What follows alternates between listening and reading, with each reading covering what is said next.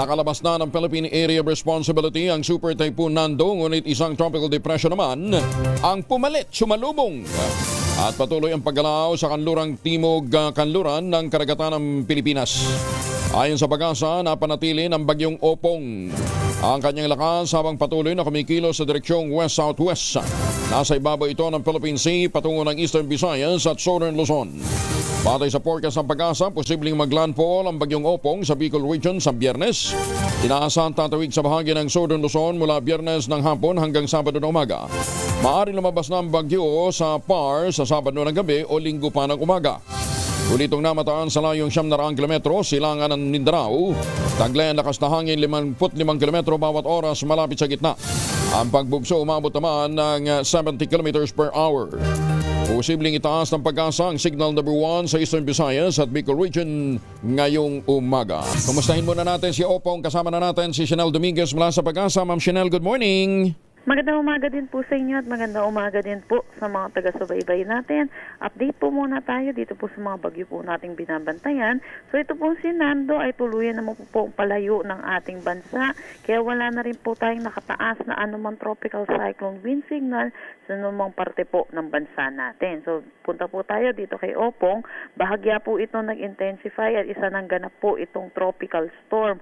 Ito yung may lakas ng hangin na 65 kilometers per hour at pagbugso na umaabot ng 80 kilometers per hour. Ito yung huling namataan po kaninang 4 a.m. sa layong 855 kilometers east ng northeastern Mindanao. Patuloy itong kumikilos west-southwestward sa bilis na 20 kilometers per hour. So ngayon po, wala pa tayong nakataas na anumang tropical cyclone wind signal dito po. Dulot po ni bagyong Opong, pero pinaasahan po natin magtataas na rin po tayo possible within this day po ng number 1 dito po lalo na sa eastern section ng ating bansa, particularly Bicol Region, Eastern Visayas at Mindanao po. So yun po, tutok po tayo sa update na nilalabas po ng pag-asa. Samantala, inaasahan po natin pinakamataas natin itataas sa pagdaan po nito ni Opong ay signal number 3. Dulot na inaasahan natin ito yung aangat po hanggang tropical storm category. So ngayon po wala na po tayong nakataas na anumang gale warning sa anumang seaboards ng ating bansa.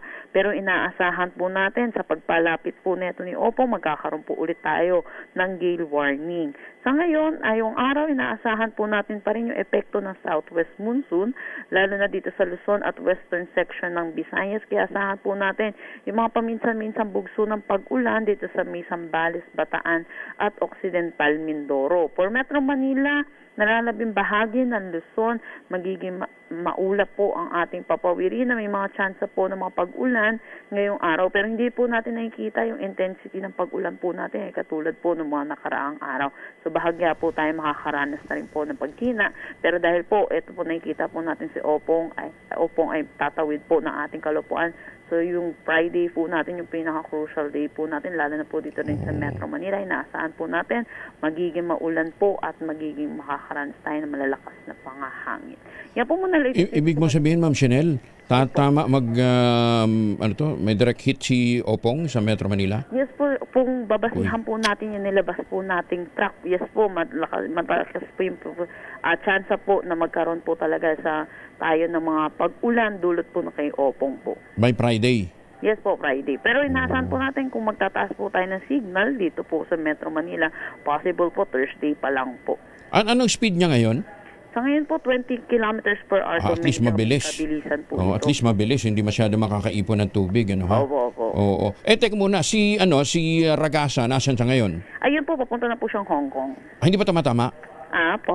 Hindi pa siya tumatama ng Hong Kong? Hindi pa po. Kailan siya expected na tama ng Hong Kong? Possible po ngayong araw po, hanggang mamayang gabi po madaling araw po. Yung mga kababayan natin dyan sa Hong Kong, ingat kayo dahil kasi bagay, nagsuspend na nga ng mga flight Yes po. Oo, wala nang flight ngayon. Thursday na daw magre-resume mga flight dyan sa Hong Kong. Oo. Yes. Okay. Ma'am Chanel, thank you ha. Magandang umaga. Ingat po kayo. Magandang umaga din po sa inyo. Oo. Vitamin C, huwag kalimutan. Si Ma'am Chanel Dominguez mula po naman dyan sa Pag-asa.